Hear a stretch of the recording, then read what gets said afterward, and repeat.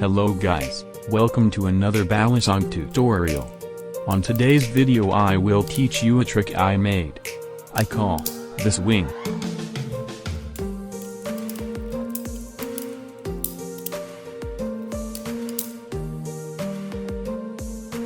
So the first step is to do a double rollout. Like this. Then you need to bring your other 4 fingers to the other side. And then flip it. Then you will hit your finger and then bring it down. Now you will spin the knife counterclockwise. Then bring it down.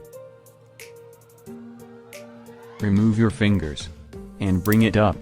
Thanks for watching. Please like and, Ceciles. See you on the next video.